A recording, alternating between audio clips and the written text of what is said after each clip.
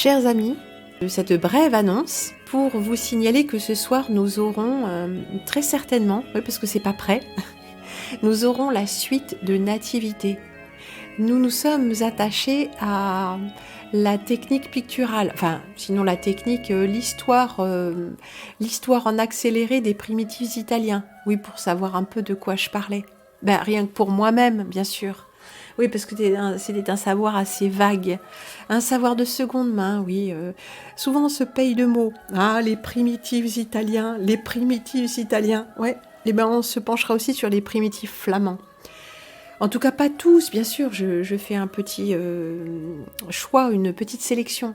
Eh bien, nous aurons la suite, parce que nous sommes penchés donc sur les primitifs italiens et sur l'Annonciation. Nous n'avons pas regardé tant de tableaux de nativité que ça, et d'adoration des bergers, et d'adoration des mages et de Vierge à l'enfant. Alors nous regarderons un peu tout ça, et peut-être quelques coups d'œil à la dérobée sur d'autres scènes de la vie du Christ. Ah ben pour ceux que ça dérange, ne venez pas. Aujourd'hui je suis en joie, enfin je pense que je l'étais hier, mais aujourd'hui c'est très spécial. La lumière est d'une violence inouïe. Mais il y a de la lumière. La pièce est baignée de lumière. La table, avec sa couleur de miel blond, et la table avec toutes ces...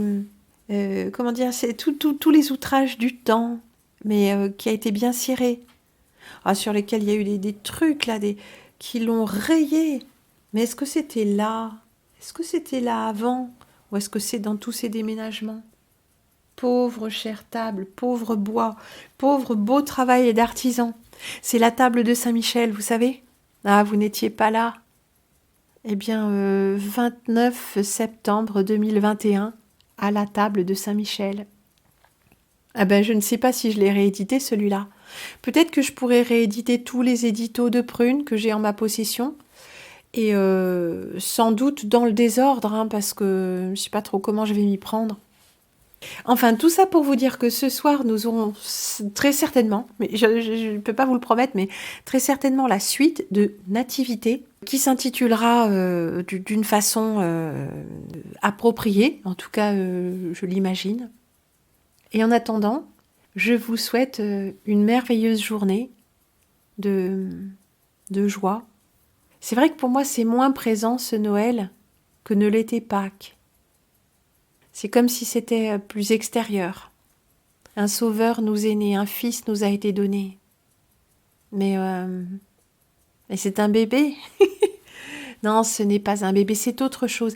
Et nous devrons parler absolument ce soir de ce fameux culte cryptosolaire, de la façon dont nous célébrons le culte cryptosolaire à notre insu et contre notre gré, en célébrant le culte catholique, sauf si nous sommes au courant. Et que nous savons que de toute façon, tout dans ce monde va être redirigé. Alors, la meilleure façon et le meilleur moyen de se protéger de ceci n'est pas, non, de refuser toute religiosité profonde et tout culte de reliance comme la messe ou les processions ou je sais pas n'importe quoi qui aurait trait à la religion. Alors pas n'importe laquelle, hein. Pas toute religion, hein, elles se valent pas toutes. Hein. Si je dis la religion chrétienne, c'est que c'est la religion du paradigme chrétien, du Christ. Et on a souvent défini ensemble, j'ai défini avec vous ce que j'appelais pour moi-même Christ et paradigme chrétien. Mais pour se prémunir, refuser d'entrer dans une église, refuser tout ce qui est religieux ne suffira pas. Parce que ça va se loger de toute façon partout.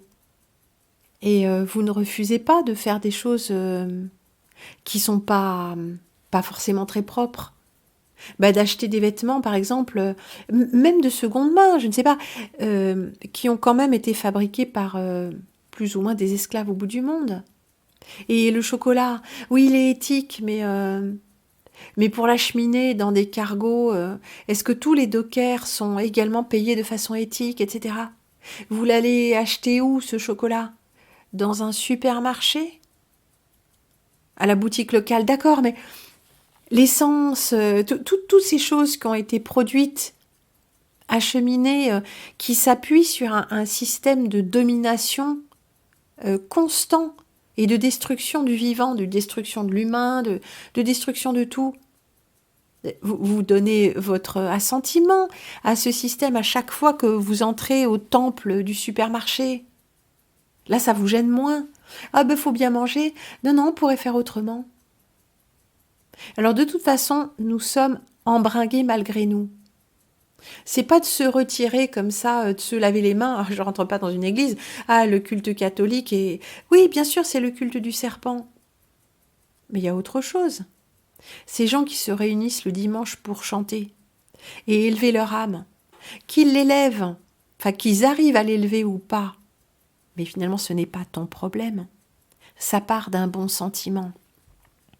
Le fait de chanter et le fait de lire la parole de l'Évangile, que personnellement j'ai très rarement prise en défaut, même si c'est encore pas vraiment l'Évangile. À travers l'Évangile, il nous faut trouver quelque chose, et à travers la beauté des chants, et à travers ce moment de recueillement qu'est la messe, de recueillement à plusieurs. Là, il se passe quelque chose.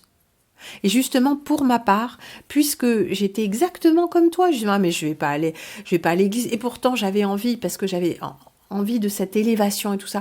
Non, mais moi, je vais pas me faire baptiser, puis moi, j'ai rien à voir avec les cathos, et puis, et regardez ça, on voit le nom le tétragramme partout, on voit le truc jésuite, mais bien sûr, tout est entaché, évidemment.